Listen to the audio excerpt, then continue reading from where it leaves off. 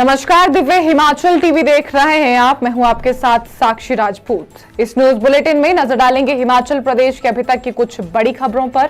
सबसे पहले headlines. This bulletin is brought to you by Rainbow International School, Nagrota Bakwa. Himachal का राजस्व घाटा अनुदान बंद होने पर बनेगी रणनीति, 8 को बड़ी बैठक। अपना वन क्षेत्र बढ़ाएगा हिमाचल, 2030 तक 31% होगा फॉरेस्ट एरिया। फायर एनओसी से नहीं रुकेगा होटल का नवीनीकरण, सीएम ने दिए निर्देश। बैठक से अनुपस्थित जिला और ब्लॉक समन्वयकों पर कार्रवाई की तैयारी।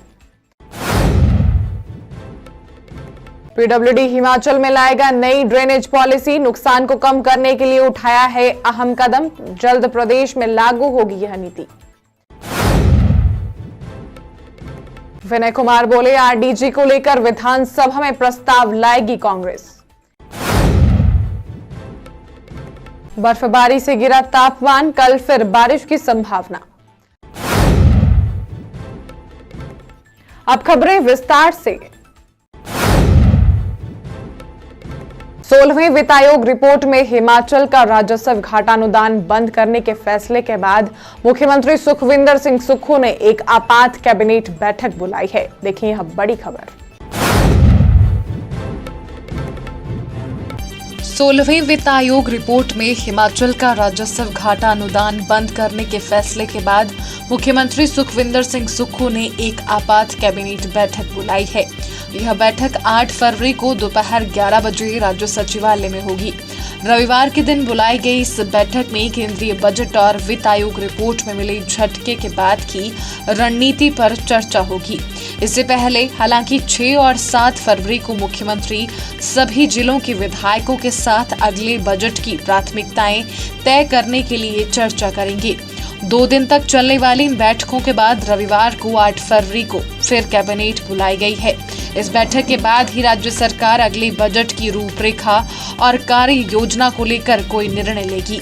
राजस्व घाटानुदान बंद करने के खिलाफ किस तरह से भारत सरकार के सामने पक्ष रखना है, यह रणनीति भी इस बैठक में बन सकती है।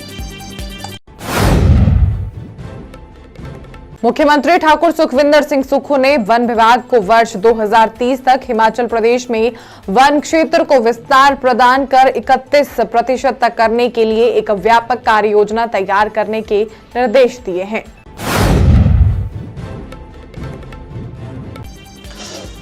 मुख्यमंत्री ठाकुर सुखविंदर सिंह सुक्खू ने वन विभाग को वर्ष 2030 तक हिमाचल प्रदेश में वन क्षेत्र को विस्तार प्रदान कर 31% तक करने के लिए एक व्यापक कार्य योजना तैयार करने के निर्देश दिए हैं।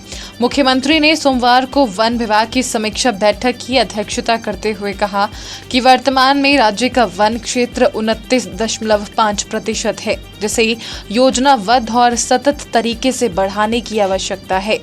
ग्लोबल वार्मिंग एक वैश्विक समस्या बनकर उभरी है और इसके प्रतिकूल प्रभाव स्पष्ट रूप से दिखाई दे रहे हैं। सरकार पर्यावरण संरक्षण को सर्वोच्च प्राथमिकता प्रदान कर रही है। हिमाचल प्रदेश में लगभग 16,376 वर्ग किलोमीटर क्षेत्र बर्फ से ढका बंजर या पर्वतीय क्षेत्र है, जहां पौधारोपण संभव नहीं है। इसलिए वन विभाग को प्रत्येक जिले में पौधारोपण के लिए उपयुक्त संभावित क्षेत्रों की पहचान करनी चाहिए।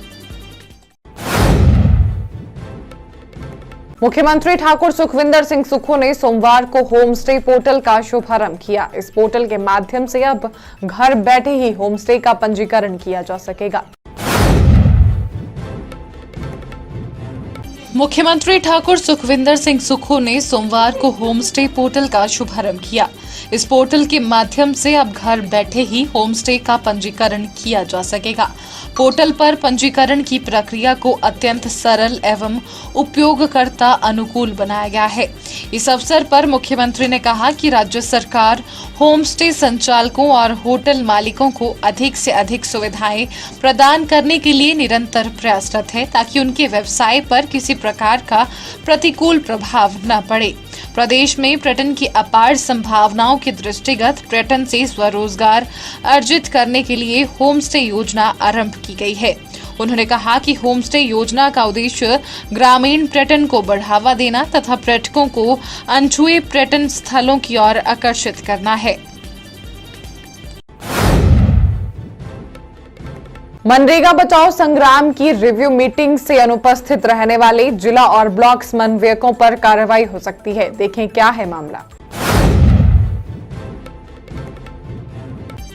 मनरेगा बचाओ संग्राम की रिव्यू मीटिंग में गैर हाजिर रहने वाले जिला और ब्लॉक समन्वयकों पर कार्रवाई हो सकती है। गत दिनों शिमला में हुई बैठक से करीब 40 कोऑर्डिनेटर बैठक में हाजिर ही नहीं हुए थे, जिसका प्रदेश मामलों की प्रभारी, सह प्रभारी और कांग्रेस प्रदेश अध्यक्ष ने कड़ा संज्ञान लिया है और यहां तक कह दिया है कि यह लोग अपनी पहली ही परीक्षा में फेल हो गए। बहरहाल जिला और ब्लॉक समन्वयकों का इस बैठक को गंभीरता से न लेना अब उन पर भारी पड़ सकता है। प्रदेश मामलों की प्रभारी रजनी पाटिल और कांग्रेस अध्यक्ष विनय कुमार ने समन्वयकों द्वारा बैठक को गंभीरता से न लेने और इसमें उपस्थिति दर्ज न करवाने को लेकर कड़ी नाराजगी जताई है।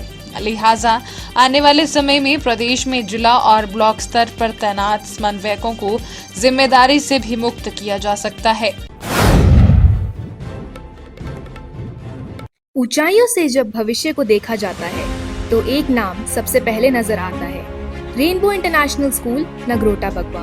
यह केवल एक स्कूल नहीं, यह एक विजन है जहां शिक्षा, संस्कार और सपने एक साथ आकार लेते हैं। Rainbow international school quality education के साथ स्टूडेंट्स को फ्यूचर रेडी बनाता है। यहाँ लर्निंग और कैम्ब्रिज एवं CBSE स्टैंडर्ड्स पर आधारित है। रेनबो इंटरनेशनल स्कूल में अटल टिंकरिंग लैब, इनोवेशन और क्रिएटिविटी का केंद्र है। हमें गर्व है अपने जर्मन लैंग्वेज अचीवमेंट्स पर, जहां छात्रों ने अंतर्राष्ट्रीय स्तर पर उत्कृष्ट प्रदर्शन किया। जर्मनी कल्चरल एक्सचेंज प्रोग्राम के अंतर्गत जर्मनी से आए छात्र लूकास हमारे विद्यालय का हिस्सा बने। हमारी 11वीं की छात्रा श्रिया ने जापान विजिट में भाग लेकर विद्यालय और देश का नाम गौरवान्वित किया है। खेलों में भी रेनबो इंटरनेशनल स्कूल अग्रणी है। Horse riding, table tennis, gymnastics, cricket, हमारे विद्यार्थी एकेडमिक और स्पोर्ट्स दोनों क्षेत्र में शाइन कर रहे हैं। सार्थक आर्य ने एशियन यूथ गेम्स में टेबल टेनिस में ब्रोंज मेडल जीतकर भारत और रेनबो का नाम गर्व से ऊंचा किया। जिम्नास्टिक्स में भी हमारे छात्रों ने राष्ट्रीय स्तर पर मेडल जीते और हमें गौरवान्वित किया। अब एक और नई और बड़ी पहल, छात्रों को नीट, JEE, CUET और NDA जैसी प्रतियोगी परीक्षाओं के लिए निःशुल्क कोचिंग। यहाँ प्रतिभा को मिलता है सही मंच और सही दिशा।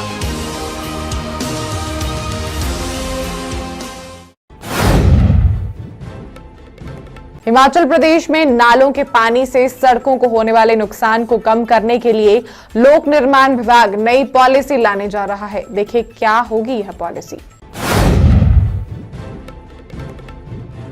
हिमाचल प्रदेश में नालों के पानी से सड़कों को होने वाले नुकसान को कम करने के लिए लोक निर्माण विभाग नई पॉलिसी लाने जा रहा है। इसी को लेकर PWD के सचिव और ENC की एक महत्वपूर्ण बैठक लोक निर्माण मंत्री के साथ हुई।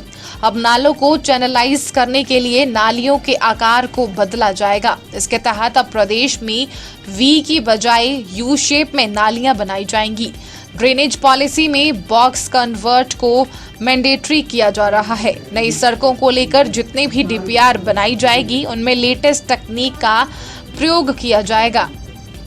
ड्रेनेज पॉलिसी भी ला रहे हैं, उसको इंट्रोड्यूस कर रहे हैं। आज ही हमारी उसकी एक बहुत महत्वपूर्ण बैठक जो हमारे सेक्रेटरी है PWD के और हमारे जो ENC है उनके साथ हमने चर्चा करी है। और ये ड्रेनेज पॉलिसी इसलिए महत्वपूर्ण है क्योंकि बार बार ये चीजें हम देख रहे थे कि जहां पर भी नालों का पानी जब आता है, और आजकल आप देख रहे हैं कि क्लाउड बर्स्ट हो रहे हैं, बहुत हाई इंटेंसिटी में पानी आता है, उससे सड़कें खराब हो जाती है, सड़कों के साथ निचला जो घर है वो खराब हो जाते हैं। इसलिए उसको चैनलाइज करने के लिए जो हमारे नालियां हैं, पहले वो V शेप में बनती थी, अब उसको हम U शेप में बनाने जा रहे हैं। और वो बनी बनाई प्री कास्ट नालियां जो है वो हम इसको इंस्टॉल करेंगे। और दूसरा जो हमारे बॉक्स कल्वर्ट्स है उसको भी मैंडेटरी किया जा रहा है, और जितनी भी अब नई सड़कें बनेगी उनके डीपीआर में ही इसको हम डाल रहे हैं कि चाहे वो सीआरएफ में बने, चाहे वो पीएमजेएसवाई में बने, चाहे वो आपका नाबार्ड में बने, जितनी भी नई सड़कें बनेगी उसको हम जितनी भी इसमें लेटेस्ट टेक्नोलॉजीज है उसको डालने का हम प्रयास करेंगे, ताकि इन सब चीजों को इसमें डाल दिया जाए और इससे जो भी ये पानी की और बरसात की वजह से जो सड़कें का नुकसान हो रहा था उसको मिनिमाइज करने का ये हमारा प्रयास है। तो उसको आज ही हमने अप्रूव किया है और कुछ दिन के अंदर से वो प्रदेश के अंदर न्यू ड्रेनेज पॉलिसी जो है वो पीडब्ल्यूडी द्वारा लागू हो जाएगी। हिमाचल कांग्रेस अध्यक्ष विनय कुमार ने कहा कि आरडीजी के मुद्दे पर केंद्र सरकार के समक्ष हिमाचल की बात रखने के लिए कांग्रेस विधानसभा के आगामी सत्र में प्रस्ताव पास करेगी। हिमाचल कांग्रेस अध्यक्ष विनय कुमार ने कहा कि आरडीजी के मुद्दे पर केंद्र सरकार के समक्ष हिमाचल की बात रखने के लिए कांग्रेस विधानसभा के आगामी सत्र में प्रस्ताव पास करेगी, जिसमें भाजपा के विधायकों और सांसदों से मांग की जाएगी कि वह इस मामले पर साथ चले। यह विषय कांग्रेस या भाजपा का नहीं बल्कि हिमाचल के हित से जुड़ा है। कांग्रेस प्रदेश अध्यक्ष विनय कुमार ने कहा कि हिमाचल प्रदेश के साथ जो कुठाराघात केंद्र सरकार ने इस बजट में किया है उसके खिलाफ हर स्तर पर लड़ाई लड़ी जाएगी। विनय कुमार ने बड़ा हमला करते हुए कहा कि हिमाचल केंद्र से कोई खैरात नहीं बल्कि अपना हक मांग रहा है। प्रधानमंत्री की 1500 करोड़ की राशि भी आज दिन तक प्रदेश को नहीं मिली। पर्यटन विकास के साथ साथ कृषि और बागवानी के लिए भी कोई योजना नहीं दी गई, जबकि जल विद्युत परियोजनाओं के विकास को भी केंद्रीय बजट में कुछ नहीं दिया गया। रेल विस्तार के नाम पर इस बार भी प्रदेश को केंद्रीय बजट में झुंझुना ही मिला है। कई सालों से बिलासपुर भानुपल्ली रेल लाइन अधर पर लटकी है। उन्होंने कहा कि प्रदेश के साथ अन्याय सहन नहीं होगा। बहुत आस लगाए बैठा था कि जब 16 पे कमीशन की बात आएगी तो हिमाचल को बहुत अच्छा राहत मिलेगी, और 16 पे कमीशन में जो रेवेन्यू डेफिसिट ग्रांट उसमें वृद्धि होगी, पर ऐसा नहीं हुआ। 2000 जो पिछला हमारा 5 वर्षीय था उसमें फाइनेंस कमीशन ने लगभग 3700 करोड़ 37,000 और 38,000 करोड़ के करीब जो revenue deficit grant Himachal Pradesh को दिया। उस एवज में हम ये चाह रहे थे कि 16 पे कमीशन में रेवेन्यू डेफिसिट ग्रांट लगभग 50,000 करोड़ के करीब हिमाचल प्रदेश को एक्सपेक्टेड था, जो कि जीरो बिल्कुल भी नहीं दिया गया। आपको पता है कि इस बजट में एम्प्लॉयमेंट का कोई बात नहीं की, बेरोजगार युवाओं की कोई बात नहीं की, और अगर देखा जाए जो हमारा बहुत बड़ा एक्ट था मनरेगा उसे भी खत्म कर दिया, जो एक ग्रामीण क्षेत्र में रोजगार का बहुत बड़ा साधन था उसे भी खत्म कर दिया गया।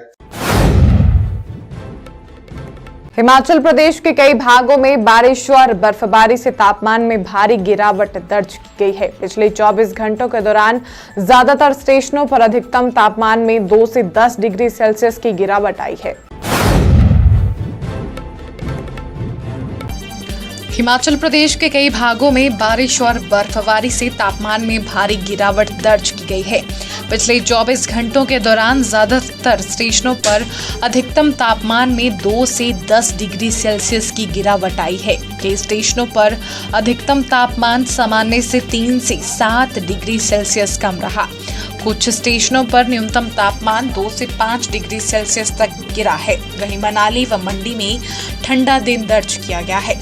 आज राजधानी शिमला व आसपास के भागों में हल्के बादलों के साथ धूप खिली रही। मौसम विज्ञान केंद्र शिमला के अनुसार 3 फरवरी को राज्य में कुछ जगहों पर हल्की से मध्यम बारिश और बर्फबारी होने की संभावना है। आज कई जिलों में बिजली चमकने व 30 से 40 किलोमीटर प्रति घंटे की रफ्तार से हवाएं चलने का येलो अलर्ट है।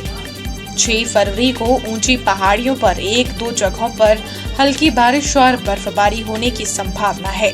4, 5, 7 और 8 फरवरी को राज्य में मौसम साफ रहने का पूर्वानुमान है। चलते चलते में नजर डालेंगे हिमाचल प्रदेश के अन्य प्रमुख बड़ी खबरों पर। रोहड़ू में पकड़े पंजाब के चिट्टा तस्कर, नाके के दौरान 83 ग्राम नशा किया बरामद।